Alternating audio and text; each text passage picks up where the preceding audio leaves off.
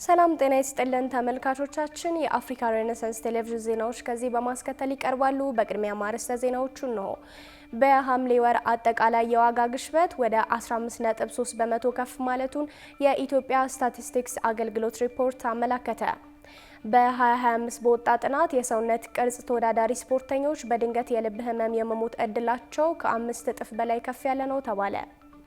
ፕሬዚዳንት ፖል ቢያ ከ73 ቀናት መሰወር በኋላ ምንም እንዳልተፈጠረ ወደ ሀገራቸው መመለሳቸውን ተከትሎ አንድ የሀገር መሪ ምን ያህል ጊዜ ተደብቆ ሀገር ማስተዳደር ይችላል የሚል ጥያቄ አስነስተዋል።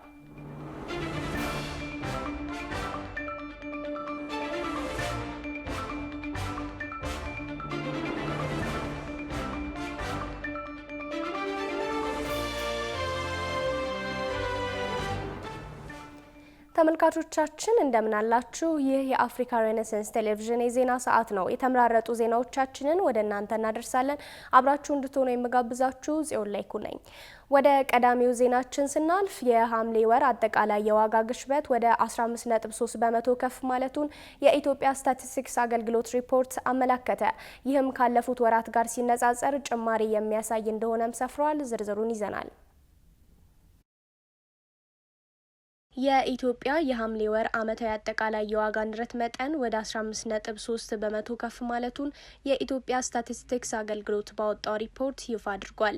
ይህ የሐምሌ ወር ሪፖርት ካለፉት ወራት አንጻር ከፍተኛ ጭማሪ የታየበት እንዲሁም ካለፈው ዓመት ተመሳሳይ ወር ማለትም ከሐምሌ 2017 ዓ.ም የ13.7 በመቶ የዋጋ ግሽበት ጋር ሲነጻጸር ጎልቶ የሚታይ ልዩነት ያለው ነው። ይህ አዲስ መረጃ በሀገር ውስጥ ገበያ ላይ እየጨመረ የመጣውን የአጭር ጊዜ የዋጋ መዋዠቅና ፈጣን ጫና ያሳያል ተብሏል። በተለይም ምግብና አልኮል ነክ ያልሆኑ መጠጦች ዋናው የግሽበት መንስኤ ሆነው ቀጥለዋል። አገልግሎቱ ባወጣው ሪፖርት መሰረት የምግብና አልኮል ያልሆኑ መጠጦች ዋጋ 15.7 በመቶ የጨመረ ሲሆን ለዚህም በዋነኝነት አስተዋጽኦ ያደረጉት ደግሞ ስኳር በ39.4 በመቶ፣ ስጋ በ21.6 በመቶ፣ ዘይትና ስብ በ20.3 በመቶ፣ ፍራፍሬ በ19.2 በመቶ እንዲሁም ወተት፣ አይብና እንቁላል በ18.9 በመቶ ጨምረዋል። በሌላ በኩል በሐምሌ 2018 ምግብ ነክ ያልሆኑ ሸቀጦችና አገልግሎቶች አመታዊ የዋጋ ንረት 14.8 በመቶ ደርሷል። የዋጋ ጭማሪው በበርካታ የወጪ ዘርፎች ላይ ተሰራጭቶም ታይቷል። የተቋሙ የ3 ወራት ሪፖርት እንደሚያመላክተው አጠቃላይ የዋጋ ግሽበቱ ከግንቦት እስከ ሐምሌ ወር ባለው ጊዜ ውስጥ ብቻ በ1.9 ነጥብ ከፍ ብሏል። ከ13.4 በመቶ ተነስቶም በሐምሌ ወር 15.3 በመቶ መድረሱንም አመላክቷል። በ2025 በወጣ ጥናት የሰውነት ቅርጽ ተወዳዳሪ ስፖርተኞች በድንገተኛ የልብ ህመም የመሞት እድላቸው ከ5 እጥፍ በላይ ከፍ ያለ ነው ተባለ። የሰውነት ቅርጽ ውድድሮች ላይ በንቃት የሚሳተፉ አትሌቶች በድንገተኛ የልብ ህመም የመሞት አማካኝ እድሜያቸው ወደ 34 ዓመት ዝቅ ያለ ነው ተብሏል። ብዙነህ እንዳለ ዝርዝር አለው። በ2025 በተደረገ አንድ ጥናት ለሰውነት ቅርጽ ውድድር የሚደረግ የሰውነት ግንባታ የሚያስከትላቸውን ችግሮች ዘርዝረዋል። ጥናቱን ያካሄዱት ተመራማሪዎች የመንግስት የስፖርት መስሪያ ቤት ከ2005 እስከ 2020 ባሉት ዓመታት ባካሄዳቸው ውድድሮች ላይ የተሳተፉ ጀማሪና ፕሮፌሽናል ቦዲ ቢልደሮች ላይ ክትትል አድርጓል። በዩሮፒያን ሄርት ጆርናል ላይ የታተመው ጥናት ከጀማሪዎች ጋር ሲነጻጸር ፕሮፌሽናል የሰውነት ግንባታ ስፖርተኞች በድንገተኛ የልብ ህመም የሞት እድላቸው ከ5 እጥፍ በላይ ከፍ እንደሚል ደርሶበታል። እነዚህ ስፖርተኞች የልብ ምታቸው በድንገት ቆሞ ለሞት የመዳረግ ስጋት አለባቸው። ወጣቶችና ጤናማ ግለሰቦች በድንገተኛ የልብ ህመም የመሞት እድላቸው ዝቅተኛ ሲሆን ይህ አይነቱ ክስተት ብዙውን ጊዜ የሚያጋጥመው ተጨማሪ የጤና እክል ያለባቸው ሰዎች ላይ ነው። ጥናቱ ምርመራ ካደረገባቸው 120 የሞት ክስተቶች መካከል 46 ያህሉ የተከሰቱት በድንገተኛ የልብ ህመም ነው። በዚህ የጤና እክል የሚሞቱ ሰዎች አማካይ ዕድሜ 45 ሲሆን የሰውነት ቅርጽ ውድድሮች ላይ በንቃት የሚሳተፉ አትሌቶች ላይ ግን አማካይ ዕድሜ ወደ 34.7 ዓመት ዝቅ ይላል። ተመራማሪዎች ለቦዲ ቢልደሮች ሞት አስተዋጽኦ ያደረጉ በርካታ ምክንያቶች እንዳሉ ያስረዳሉ። ከነዚህ መካከልም የአካል ብቃት ማሳደጊያ መድኃኒቶች በተስፋፋ መልኩ መጠቀም፣ ለውድድር ሲባል በፍጥነት የሰውነት ክብደትን መቀነስ እንዲሁም ከመጠን በላይ በሆነ የልምምድ ይጠቀሳሉ። ሰርኩሌሽንስ በተባለ ጆርናል ላይ የታተመ አንድ የዴንማርክ ተመራማሪዎች ጥናት ደግሞ የሰውነት መገንቢያ አናቦሊክ ስቴሮይዶችን ወይም መድኃኒቶችን እንደሚጠቀሙ የሚታወቁ 1189 ወንዶች ላይ ክትትልን አድርጓል። ለ11 ዓመታት ያህልም የእነዚህን ስፖርተኞችን የጤና ሁኔታ ከመደበኛ ህዝብ ከተውጣጡ 60 ሺህ ሰዎች ጋር ሲያነጻጽር ቆይቷል። የጥናቱ ግኝት እንደሚያሳየው ስቴሮይድ ተጠቃሚዎች የልብ ጡንቻዎቻቸውን በሚያዳክሙ ካርዲዮማዮፓቲ በሽታዎች የመያዝ እድላቸው በ9 እጥፍ ገደማ ይጨምራል። ለልብ ድካምም የመጋለጥ እድላቸው ደግሞ በ3 እጥፍ እየበለጠ ነው። በተጨማሪም እንደ የወንድ የዘር ፍሬ ያሉ ቁጥር መቀነስና ስንፈተ ወሲብ ያሉ ችግሮችም ሊያጋጥሟቸው ይችላል ተብሏል። ከዚህ ባሻገር አናቦሊክ ስቴሮይዶችን መጠቀም ለደም ግፊት መጨመር፣ የደም ቧንቧዎች ውስጥ ስብ በፍጥነት እንዲከማች እንዲሁም በራሱ በልብ መዋቅር ላይ ለውጦች እንዲፈጠሩ ምክንያት ይሆናል። በዩሮፒያን ሄርት ጆርናል ጥናታቸውን ያሳተሙ ተመራማሪዎች ህይወታቸው ያለፉ ቦዲ ቢልደሮችን የአስክሬን ምርመራ ሪፖርቶችንም ገምግመዋል። ብዙዎቹ ሟቾች የልባቸው መጠን ተልቆ ተገኝቷል። በተጨማሪም ደግሞ የሚረጭበት የልብ ዋና ክፍል ወፍሮ የተገኘ ሲሆን ይህ ሁኔታም ለልብ ምት መዛባትና ለልብ ድካም የመጋለጥ እድልን ይጨምራል ብለዋል። የጤና ምርመራዎችና ለህዝብ ይፋ የሆኑ መረጃዎች እንደሚያሳዩት ህይወታቸው ካለፉ ቦዲ ቢልደሮች ውስጥ የተወሰኑት አናቦሊክ መድኃኒቶችን ተገቢ ባልሆነ መንገድ ሲጠቀሙ ነበርም ብለዋል። በወጣትነታቸው ህይወታቸው ያለፈ የሰውነት ግንባታ ስፖርተኞች ላይ የተደረጉ የአስክሬን ምርመራዎች ብዙውን ጊዜ መጠኑ ትልቅ የሆነ ልብ እንደነበራቸው ያሳያል።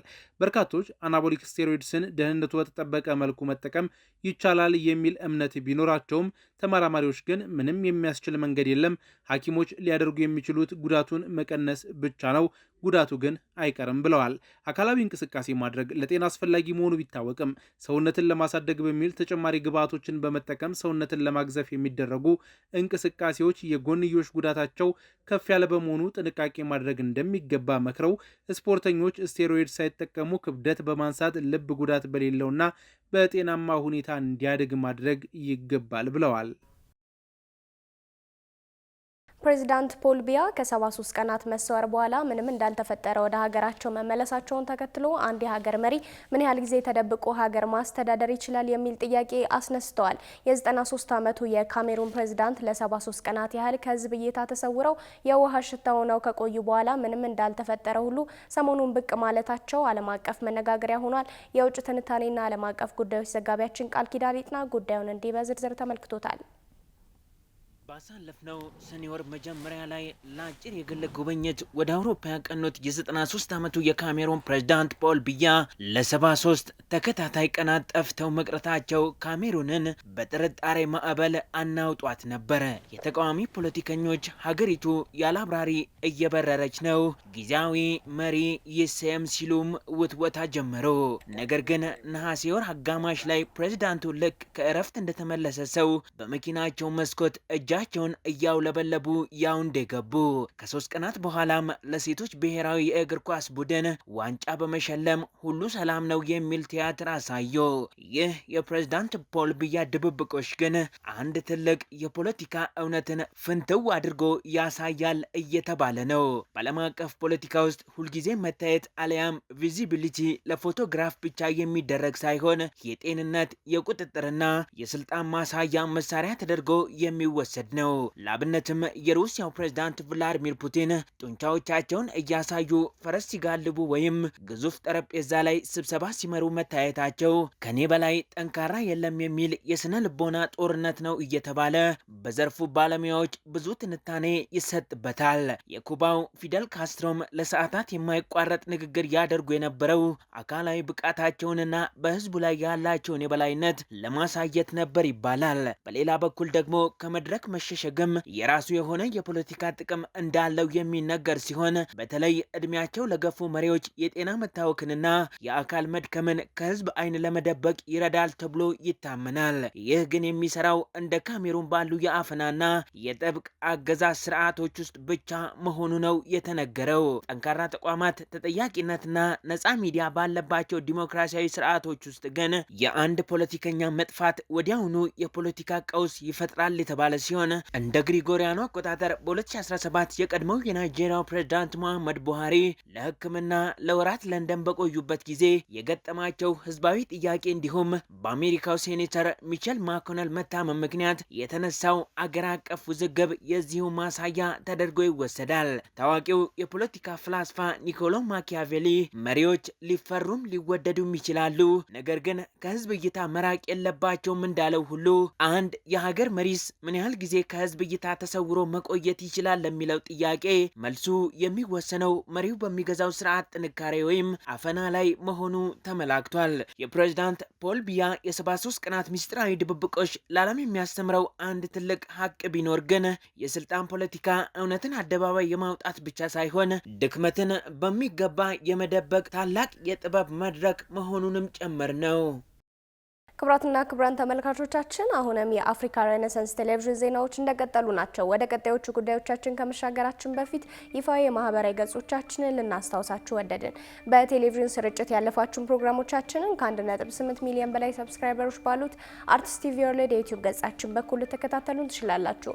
በተጨማሪም በርካታ ተከታዮችን ባፈራንባቸው በፌስቡክ፣ በቀድሞ ትዊተርና በአሁኑ ኤክስ እንዲሁም በቲክቶክና ኢንስታግራም ገጾቻችን በኩል ቤተሰብ መሆን ትችላላችሁ። ከቆይታ በኋላ ከሀገር ውስጥና ከባህር ማዶ የተመራረጡ ስፖርታዊ መረጃዎችን ወደ እናንተ እናደርሳለን። ይጠብቁን። በኔፓልና ቲቤት ድንበር ላይ በተከሰተ ድንገተኛ ጎርፍ እስካሁን ከ300 በላይ ሰዎች መሞታቸው ተገለጸ። መንገዶችን እያፈራረሰ መንገደሮችን ጠርጎ የወሰደው የጎርፍ አደጋ በአካባቢው የነበሩ በሺዎች የሚቆጠሩ ሰዎችንም ማጥፋቱም ተነግሯል። ሩሃ ግርማ ተጨማሪ አላት። በኔፓልና በቲቤት ድንበር ላይ መንደሮችን ጠርጎ የወሰደውና መንገዶችን ያፈራረሰው ድንገተኛ ጎርፍ ባስከተለው የመሬት ናዳ ምክንያት እስካሁን ከ300 በላይ ሰዎች ሕይወታቸው ማለፉ ተገልጿል። አደጋው በተከሰተበት አካባቢ የነበሩ በሺዎች የሚቆጠሩ ሰዎችም የደረሱበት አልታወቀም። ጎርፍ የተከሰተው ከኔፓል ዋና ከተማ ካትማንዱ በስተሰሜን በሚገኘው ራሷ ግዛት ሲሆን በአካባቢው በተከሰተ የመሬት መንቀጥቀጥ ምክንያት የበረዶ ግግር ተንዶ ወደ ቦሆቴ ኮሺ ወንዝ በመፍሰሱ እንደሆነ ተገልጿል። ከ28 ሀገራት የተውጣጡ 466 የውጭ ዜጎችን ጨምሮ 579 ጎብኚዎች የደረሱበትን ለማወቅ ጥረት እየተደረገ መሆኑን የሀገሪቱ ባለስልጣናት ተናግረዋል። ፖሊስ እንደገለጸው ከጠፉት ጎብኚዎች መካከል 113ቱ ኔፓላውያን፣ 54ቱ ከአሜሪካ የሄዱ፣ 33ቱ የዩናይትድ ኪንግደም ዜጎች ናቸው። በቲቤት በኩል 3 ሰዎች መሞታቸውንና 265 ሰዎች መጥፋታቸውን የቻይና ብሔራዊ ሚዲያ የዘገበ ሲሆን ከጠፉት መካከል ከዩኬ የሄዱ 12 ጎብኚዎችን ጨምሮ አሜሪካውያን፣ ማሌዥያውያን፣ ደቡብ አፍሪካውያንና ህንዳውያን ይገኙበታል።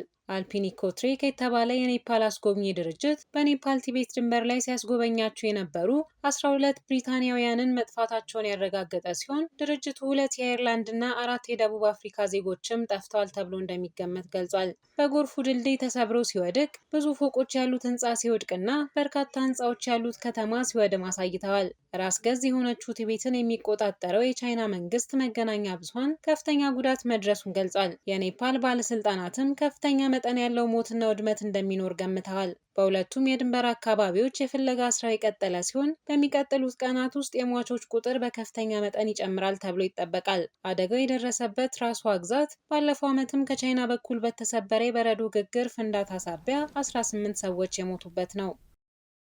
ኮምፓስ ፕሮፐርቲስ መጪውን አዲስ ዓመት ምክንያት በማድረግ ለመኖሪያና ለንግድ ቤት ገዢዎች እስከ 30 በመቶ የሚደርስ የበዓል ቅናሽ ማቅረቡን አስታወቀ። ኮምፓስ ፕሮፐርቲስ በተመረጡ የአዲስ አበባ ክፍሎች ቦሌ አትላስ የሾሪንግ ስራ መጨረሱና ለሽያጭ ክፍት መደረጉን እንዲሁም ካዛንቺስ ላይ የግንባታ ስራውን 5 ቤዝመንት ጨርሶ ግራውንድ ወለል ላይ በደረሰው ሳይት በይፋ ለሽያጭ ክፍት ማድረጉን የኮምፓስ ፕሮፐርቲስ ዋና ስራ አስፈጻሚ አቶ ኑረዲን መሐመድ ተናግረዋል። ድርጅቱ አዲሱን ምዕራፍ ምክንያት በማድረግ ለመኖሪያና ለንግድ ቤት ገዢዎች እስከ 30 በመቶ የሚደርስ ልዩ የበዓል ቅናሽ ማቅረቡንም ይፋ አድርጓል። ድርጅቱ ባቀረበው መረጃ መሰረት ከ55 ካሬ ሜትር ስቱዲዮ ጀምሮ እስከ ባለ 3 መኝታ 165 ካሬ ሜትር ሰፊ የመኖሪያ አፓርትመንቶችና የንግድ ሱቆች በሽያጭ ላይ ይገኛሉ ሲሉ የኮምፓስ ፕሮፐርቲስ የሽያጭና ገበያ ዋና ስራ አስፈጻሚ አቶ መስፍን ትኩ ገልጸዋል። በተጨማሪም የገበያ የምንዛሬ ጭማሪም ሆነ የግንባታ እቃዎች ዋጋ መለዋወጥ ሳይጋረጥ ደንበኞች በተዋዋሉበት የኢትዮጵያ ብር መጠን ብቻ ክፍያቸውን አጠናቀው በጊዜው የሚረከቡበት የዋጋ ዋስትና መመቻቸቱንም ተናግረዋል። ኮምፓስ ፕሮፐርቲስ የ2019 ዓ.ም አዲስ ዓመትን ምክንያት በማድረግ የማህበረሰብ ተሳትፎ ኃላፊነቱን ለመወጣት በአንድ የበጎ አድራጎት ተቋምና ለ2 ትምህርት ቤቶች ለሴት ተማሪዎች የንጽህና መጠበቂያ ሞዴስ ድጋፍ እንደሚያደርግም አስታውቋል። ክቡራን ተመልካቾቻችን በቀጣይ የምናመራው ከሀገር ውስጥና ከውጭ የተመራረጡ ስፖርታዊ መረጃዎችን ወደ እናንተ ወደምናደርስበት ዝግጅት ነው። ስፖርታዊ መረጃዎቹን ባልደረባችን ዮናስ ግርማ ይዘው ይጠብቃችኋል። ከመረጃዎቹ ጋር መልካም ቆይታ።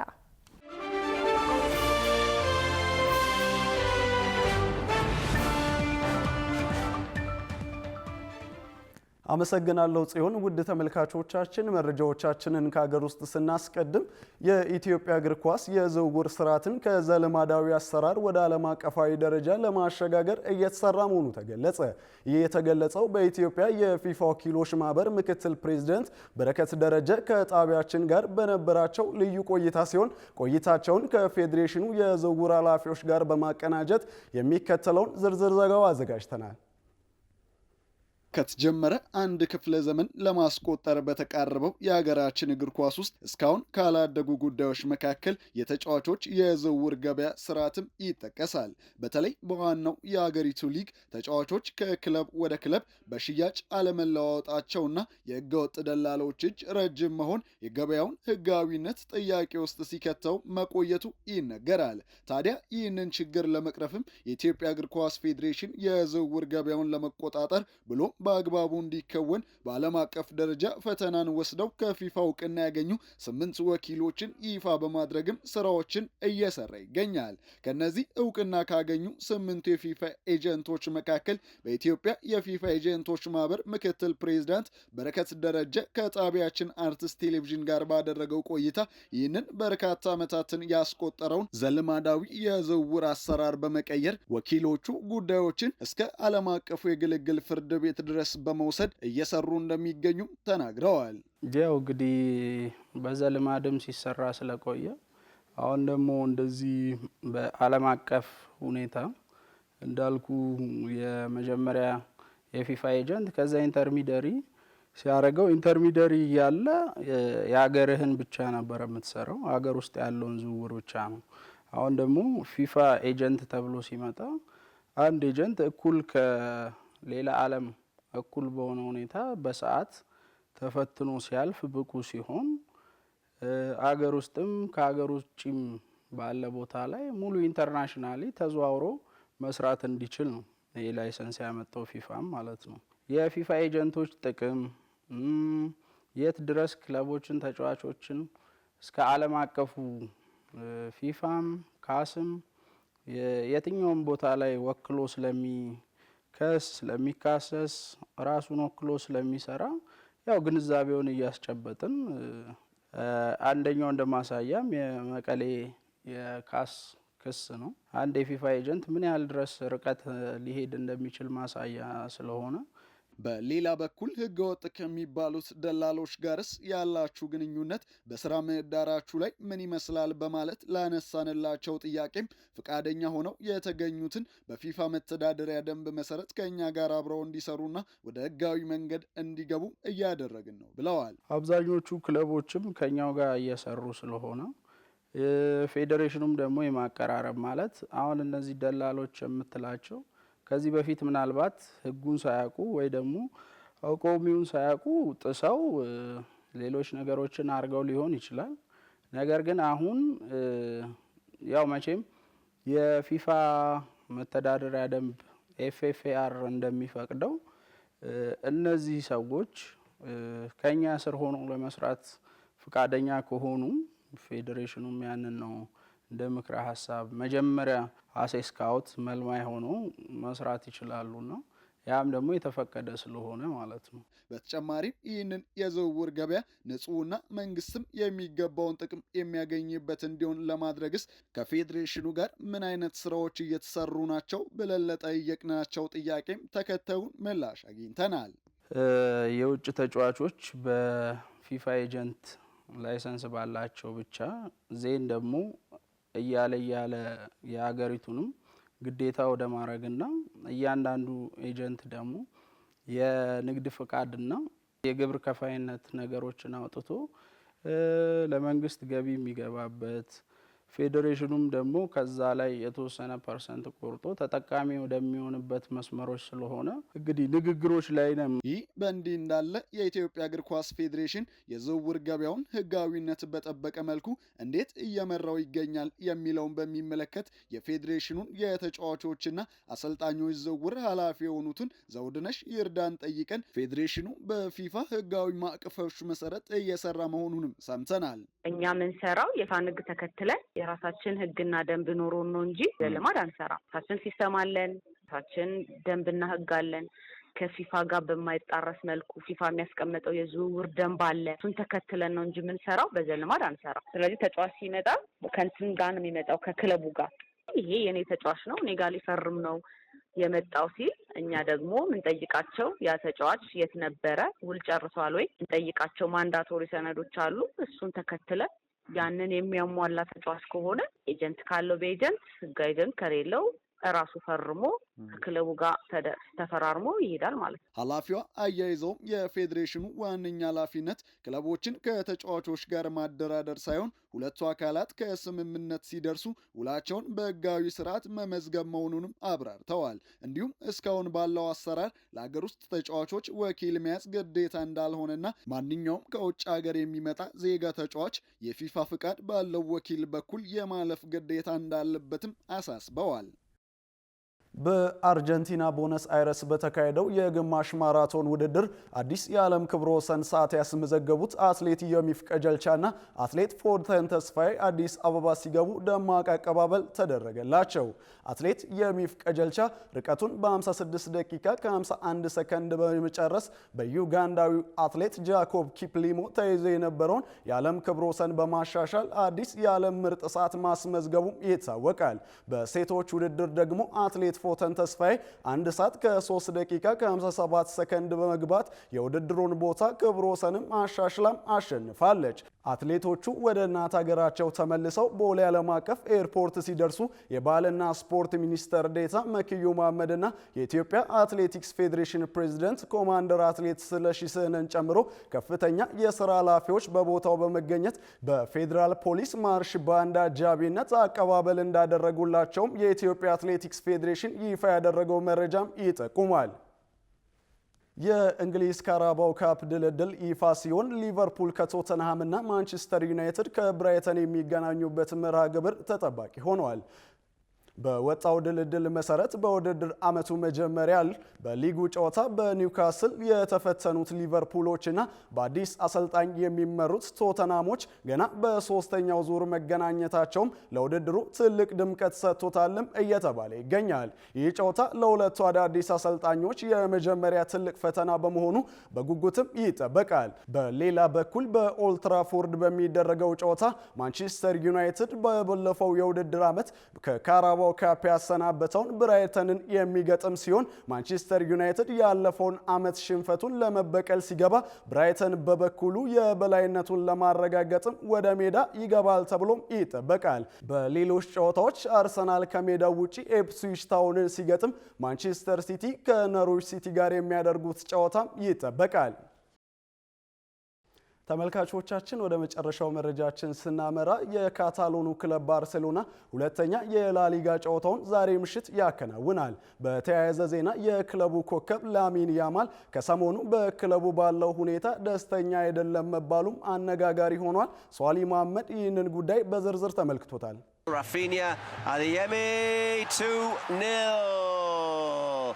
በስፔን ላሊጋ የመጀመሪያና የመክፈቻ ጨዋታ ጥሩ እንቅስቃሴ በማድረግ ኤልቼን 5-0 ያሸነፈው ባርሴሎና ዛሬም ሁለተኛ የላሊጋ ጨዋታውን በሜዳው ከአትሌቲኮ ቢልባኦ ጋር ያከናውናል። የስፔን ላሊጋ ለተከታታይ ሶስተኛ ጊዜ ለማሸነፍና ካሸነፈ 11 ዓመታትን ያስቆጠረው የአውሮፓ ቻምፒዮንስ ሊግ ዋንጫን ዳግም ለማንሳት ክለቡ ጥራት ያላቸው ተጫዋቾችን ወደ ስብስቡ በመቀላቀልም አመቱን ጀምሯል። የአዲሶቹ ፈራሚዎች ጥሩ እንቅስቃሴ ማሳየትና ከነባሮቹ ጋር በፍጥነት መዋሃድ እንዲሁም በሊጉ የመጀመሪያ ጨዋታ 5 ግቦችን ማስቆጠራቸው ለዋና ተፎካካሪያቸው ሪያል ማድሪድና ለአዲሱ አሰልጣኛቸው ጆዜ ሞሪኒሆ ዋንጫውን በቀላሉ አሳልፈው እንደማይሰጡ ፍንጭ የሰጠ መልእክትም ነበር። ታዲያ ከዚሁ ከአስደናቂው የባርሴሎና እንቅስቃሴ ባሻገር ከሰሞኑ የክለቡ ኮከብ ላሚን ያማል ጉዳይ ትኩረት ስቧል።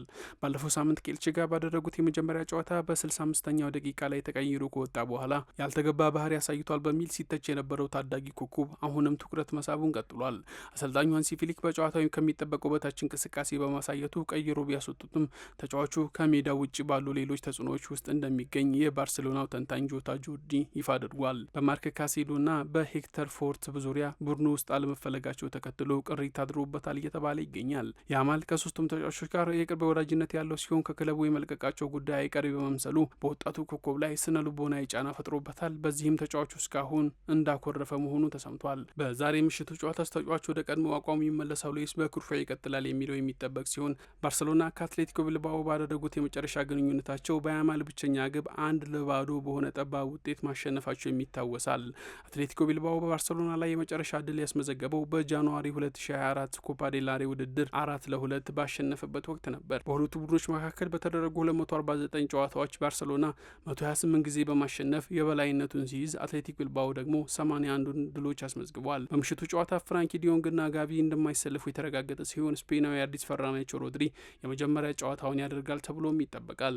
ከማንቸስተር ወደ ስፔን የበረረው ባላንዶር አሸናፊ ሮድሪ በምሽቱ የመጀመሪያ ጨዋታ ምን ያስመለክተናል የሚለውም ትኩረት የሳበ ጉዳይ ነው። በሌላ በኩል ተቀናቃኛቸው ሎስ ብላንኮቹ ትናንት ምሽት በሰፊ የግብ ልዩነት ሪያል ሶሲዳድን አሸንፈው ሁለተኛ የሊግ ጨዋታቸውን በድል ተወጥተዋል። ጆዜ ሞሪኒሆ ከ13 ዓመታት በኋላ ወደ ሳንቲያጎ በርናቦ ተመልሰው ባደረጉት ጨዋታ በበላይነት 4 ግቦችን አስቆጥረው ጥሩ አጀማመር በማድረግ ለተቀናቃኛቸው አለን የሚል መልእክት ልከዋል። ሊያን ምባፔ ሃትሪክ የሰራ ሲሆን ጁድ ቤሊንጋም 2 አሲስቶችን በማድረግ ደምቆ ሲያመሽ ቪኒሺየስ ጁኒየርም ቢሆን 1 ግብና 1 ኳስ አመቻችተው በማቀበል ጥሩ ጅማሬ አድርገዋል። ቪኒሺየስ፣ ምባፔና ቤሊንጋም በሜዳ ላይ ጠንካራ ጥምረት መፍጠር ከቻሉ ለማንኛውም ተጋጣሚ ቡድን አስጊ እንደሚሆኑና በማድሪድ ቤት የጠፋውን የስኬትና የዋንጫ ጥም ሊቆርጡ እንደሚችሉ የስፖርት ተንታኞች በመግለጽ ላይ ይገኛሉ።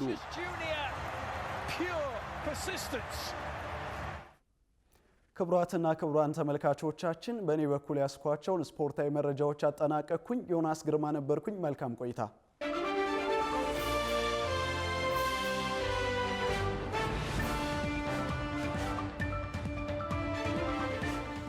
ወደ ተመልካቾቻችን የአፍሪካ ሬኔሳንስ ቴሌቪዥን የሰዓቱ ዜናዎች የተከታተላችሁትን ይመስሉ ነበር። ስለሰጣችሁን ጊዜ ከልብ ያመሰገንን። ከዜናዎቹ ጋር ጽዮን ላይኩን ቆይታ አድርጌያለሁ። ከቀሪ ጣቢያችን ዝግጅቶች ጋር መልካም ጊዜን ተመኘው።